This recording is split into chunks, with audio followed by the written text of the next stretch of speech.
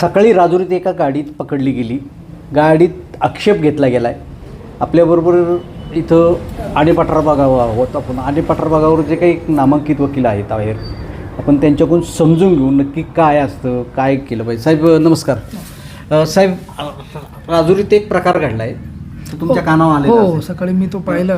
काय नक्की काय कसं काय त्यामध्ये एकंदर साहेब असं आढळून आलेलं आहे की गायी सर्वे करणाऱ्या टीम्स आहेत ज्या विविध आमच्याही गावामध्ये अनेक वेगवेगळ्या याच्या टीम्स आलेल्या आहेत. ते काही कुठल्या पक्षाशी संबंधित नसतात. ते इंडिव्हिज्युअल पत्रकार म्हणा किंवा वार्तांकन करणारे असू शकतात किंवा इंडिव्हिज्युअल जे पॉलिटिकल सर्वे करतात त्या प्रकारच्या टीम्स असू शकतात. अशा प्रकारची एक टीम होती आणि ती गाडी काही पक्षाच्या कार्यकर्त्यांनी पकडली म्हणण्यापेक्षा थांबवली. आणि थांबवल्यानंतर त्यांचा असं त्यावरचा आक्षेप दिसतोय, जे व्हिडिओमध्ये दिसतं आहे की त्यामध्ये काही निधी असावा पक्षाचा वाटण्यासाठी किंवा काही कागदपत्र असावीत. पण ज्या पद्धतीने पोलिसांनी त्याचा, कारण पोलीस त्याचा तपास केला आहे, त्याच्यानंतर त्या कागदपत्र किंवा काही जे काही असेल ते भरारी पथकाने ताब्यात घेतल्यानंतर त्याचा असा खुलासा झालेला आहे की तो कुठलाही प्रकारचा निधी त्याच्यामध्ये एकही रुपया नव्हता किंवा त्या प्रकारची कुठली कागदपत्र राजकीय पक्षाच्या संदर्भातली कोणत्याच पक्षाच्या संदर्भातली त्यात नव्हती. असा खुलासा केल्यानंतर त्याच्यामध्ये काही असं आक्षेपार्ह किंवा ज्याला आपण म्हणतोय की एखाद्या पक्षाने काही रक्कम वाटायला दिली आणि ती त्यांच्याकडनं प्राप्त झाली, अशा प्रकारचं कुठलंही त्याच्यामध्ये निष्कर्ष निघालेला नाही आहे. नाही, भरारी पथकाचे जे काही अधिकारी होते ना, त्या अधिकाऱ्यांनी असं एक सांगितलं का समर्थ महाविद्यालयाची गाडी होती, ती गाडीचा ड्रायव्हर उंच खडकाचा आहे. उंच खडकाचा ड्रायव्हर येत असताना त्या ड्रायव्हरला काही मुलांनी हात केला म्हणून ती गाडीत घेतली, असं त्या अधिकाऱ्यांनी सांगितलंय. तपासात म्हणजे या दोन उमेदवारांवर कोणावर कसा आक्षेप धरणार, काय त्यावर काय बोलणार नाही. आता त्याच्यामध्ये असे आणणार की त्याच्यामध्ये गाडी त्याची असली आणि त्याने जर हात केला आहे. आता मी आळ्याफाट्यावरून येत होतो, आता उदाहरणार्थ काही मुलांनी मला हात केला तर मी त्यांना घेतल्या आणि बेल्ल्यामध्ये सोडले. याचा अर्थ असं नाही ना की मी त्यांना घेऊन पुढे प्रवास करतोय.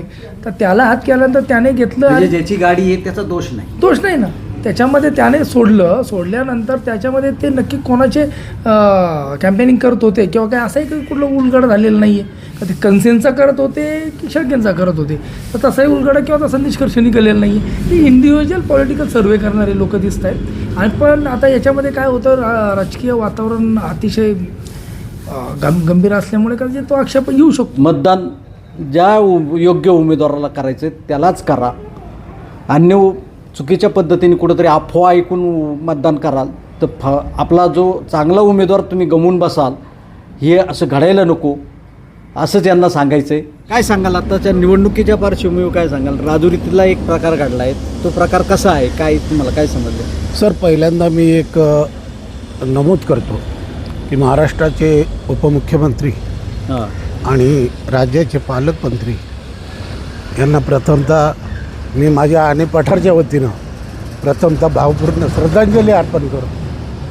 दादांना परमेश्वरानं चांगल्या पद्धतीची त्यांच्या पायाशी विलीन करून घ्यावं असं प्रथमतः मी परमेश्वराशी प्रार्थना करतो.